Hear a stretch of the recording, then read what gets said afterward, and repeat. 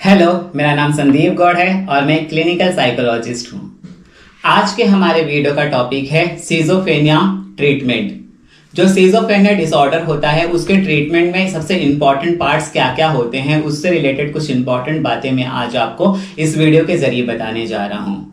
जैसे कि schizophrenia disorder क्या होता है वो तो मैंने आपको अपने पिछले वीडियो में बता ही दिया है। अगर आपने वीडियो नहीं देखी हो तो आप मेरे चैनल में जाके देख सकते हैं। सिजोफ्रेनिया एक डिसऑर्डर होता है जिसमें पर्सन को कुछ नेगेटिव थॉट्स आते हैं, कुछ हेलुसिनेशन होता है, डेल्यूशन होता है, कुछ आवाजें सुनाई देती हैं, दिखाई देती हैं, कोई उनको बोल रहा है, कोई उनके साथ चल रहा है, कोई उनसे बातें कर रहा है, कोई उनको बोल रहा है कि उसको फिजिकली हार्म करो या खुद को हार्म करो।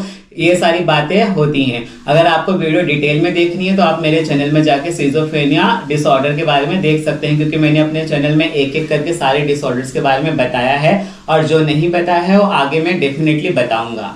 तो चलिए मैं आपको बताता हूँ सिजोफ्रेनिया डिसऑर्डर में सबसे इंपॉर्टेंट ट्रीटमेंट क्या यूज की जाती है। सबसे पहले कोई भी डिसऑर्डर अगर किसी पर्सन को होता है तो पहले उसको हम एजुकेट करते हैं कि आपको ये बीमारी है, वो बीमारी क्या होती है, कब होती है, किसको होती है, किस लिए होती है। ये सारी बातें हमको उस क्लाइंट को बतानी पड़ती है, समझानी पड़ती है, एक्सप्लेन करनी पड़ती है। क्योंकि जब तक क्लाइंट को ये पता नहीं चलेगा कि उसको बीमारी एक्चुअली है क्या, उसको एजुकेट हम नहीं करेंगे, तब तक उसको बारे में, वो बीमारी के बारे में, वो ट्रीटमेंट के बारे में उसको पूरी नॉलेज नहीं मिलेगी तो खुद वो बीमारी से लड़ेगा कैसे। तो सबसे पहले हम उसको एजुकेट करते हैं उसके डिसऑर्डर के बारे में कि आपको सिजोफ्रेनिया डिसऑर्डर हो चुका है, बिकॉज आपको ये सिम्टम्स मोर देन 6 मंथ से आ रहे हैं और कंटिन्यू लगातार आते जा रहे हैं, तो आपको ये बीमारी है और बीमारी में क्या क्या होता है उससे रिलेटेड उसको सारी बातें हम A to Z बताते हैं, सिखाते हैं और समझाते हैं। साथ ही साथ उसकी फैमिली को भी हमको ये बीमारी के बारे में एजुकेट करना पड़ता है कि सिजोफ्रेनिया डिसऑर्डर एक्चुअली है क्या। मतलब कोई लोग समझते हैं कि भूत प्रेत है, जादू टोना है या किसी ने कुछ कर दिया है। आज भी गांव खेड़े में ये बातें चलती हैं, पर ये ऐसा नहीं है। ये एक तरीके का डिसऑर्डर है जिसको सिजोफ्रेनिया डिसऑर्डर कहा जाता है। तो हमको उनको सारी बातें बतानी पड़ती हैं, समझानी पड़ती हैं, सिखानी पड़ती हैं कि ये एक तरीके की बीमारी है। ये कोई भी जादू टोना, भूत प्रेत या झाड़ फूक से नहीं जाने वाला। There is a certain treatment you have to apply. जब तक आप उस ट्रीटमेंट को अप्लाई नहीं करोगे तब तक आपको डिसऑर्डर से आप छुटकारा नहीं पा सकते या डिसऑर्डर को अपने जिंदगी में कम नहीं कर सकते। क्योंकि आप अगर जादू टोना भूत प्रेत में विश्वास करके आप झाड़ फूक में लगे रहोगे तो डिसऑर्डर धीरे धीरे और भी ज्यादा क्रिटिकल होते जाता है। तो सबसे पहले हमको एजुकेट करना पड़ता है पर्सन को कि डिसऑर्डर है क्या और क्यों होता है डिसऑर्डर। देन उसके बाद होता है जैसे कि फैमिली का हो गया, देन सोशल स्किल्स ट्रेनिंग। हमको उसको सोशल स्किल्स ट्रेनिंग देनी पड़ती है कि अगर जब आपको ये बातें दिखाई देती हैं, ये कुछ चीज दिखाई देता है या कुछ बातें सुनाई देती हैं या नेगेटिव थॉट आता है, तो उस समय आपको करना क्या है, अपने आप को कैसे काम डाउन करना है, अपने आप को कैसे शांत करना है, अपने आप को कैसे पॉजिटिव वे में ले जाना है।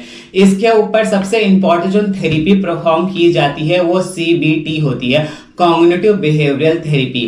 कॉग्निटिव का मतलब होता है जो हम सोचते हैं, बिहेवियर का मतलब जो होता है कि जो हम बिहेव करते हैं, और थेरेपी जो हम अप्लाई करते हैं उसके ऊपर। तो जैसा वो सोचता है वो ऐसा ही बिहेव करता है। तो उसको उसकी जो थिंकिंग है, जो because of the schizophrenia disorder उसकी थिंकिंग नेगेटिव होती जा रही है, सेल्फ हार्म हो रहा है, अदर हार्म हो रहा है, एग्रेशन हो रहा है बहुत ही ज्यादा, उसको आवाजें सुनाई दे रही है, वो यहाँ वहां भाग रहा है, दूसरों से बातें कर रहा है, तो हम पहले उसकी थिंकिंग को ब्रेक डाउन करते हैं, नेगेटिव थॉट को ब्रेक डाउन करते हैं और पॉजिटिव थॉट की तरफ उसको लेकर जाते हैं। तो पहले उसकी थिंकिंग को जब हम ब्रेक डाउन करेंगे नेगेटिव थॉट को, तो ऑटोमेटिकली उसका जो बिहेवियर होता है वो अपने आप पॉजिटिव हो जाता है। तो जो कॉग्निटिव बिहेवियरल थेरेपी होता है CBT वो उसके ऊपर परफॉर्म की जाती है। देन साथ ही साथ उसको एंटीसाइकोटिक मेडिसिन भी दी जाती है, क्योंकि एंटीसाइकोटिक मेडिसिन से उसके जो डिसऑर्डर्स होते हैं धीरे धीरे थोड़े तो काम डाउन होते हैं माइंड से। क्योंकि जब तक वो काम डाउन नहीं होगा, वो बहुत हाइपर होगा, तब तक वो थेरेपी अच्छी तरह से परफॉर्म नहीं कर पाएगा, वो बातों को समझ नहीं पाएगा। तो एंटीसाइकोटिक जो मेडिसिन होती है वो उसको दी जाती है सर्टेन टाइम तक, डिपेंड ऑन द डिसऑर्डर कितना ज्यादा सीवियर हो चुका है।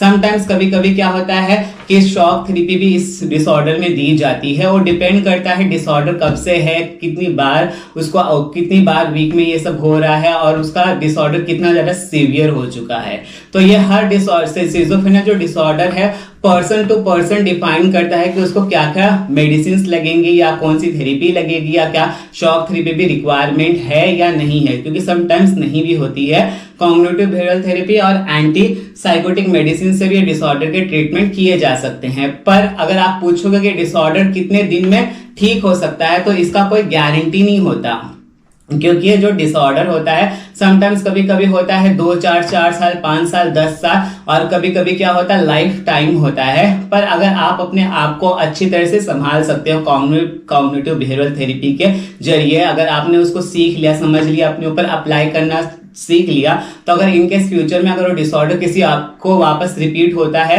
तो उसके ऊपर उसको प्रैक्टिस होती है कि वो अपने आप को कैसे काम डाउन कर सकता है। तो ये डिसऑर्डर का कोई टाइम पीरियड नहीं होता, पर ये डिसऑर्डर ट्रीटमेंट के जरिए ठीक हो सकती है, कम हो सकती है और खत्म भी हो सकती है। डिपेंड करता है पर्सन अपने आप को कितनी पॉजिटिव वे में ले रहा है। आई होप आपको मैंने इस वीडियो में सिजोफ्रेनिया ट्रीटमेंट से रिलेटेड कुछ इंपॉर्टेंट बातें बताई हो। तो वीडियो पसंद आए तो मेरे चैनल को लाइक करिएगा, शेयर करिएगा और सब्सक्राइब करिएगा। Thank you.